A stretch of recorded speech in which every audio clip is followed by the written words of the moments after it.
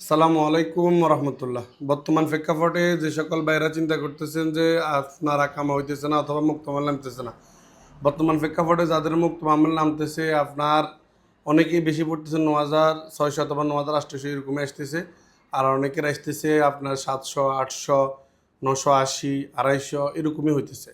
তো বর্তমান প্রেক্ষাপটে যদি আকামার মেয়াদ 3 মাস অথবা 4 মাস থাকে, এতে বেশি থাকে, বিভ্রান্তি হওয়ার কিছু না, একটু অপেক্ষা করেন।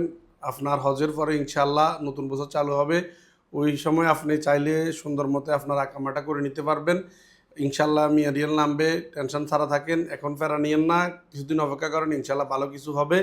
আর যাদের আকামার মেয়াদ কম তারা যদি চান তো 3 মাসের আকামা করতে পারেন। 3 মাসের যদি আকামা নামে ওটার একটা রুসুম যাবে। আর যদি এর থেকে যদি বেশি হয়, অনেক সময় দেখা যাবে কার্ড আমেল যদিও নামে, কার্ড আমেল অনেক বেশি আসবো। কারো কারো 750, 780, 980 এরকম অনেকজনের হয়েছে। বর্তমান প্রেক্ষাপটে অনেকেই প্রশ্ন করতেছেন এই বিষয় নিয়ে।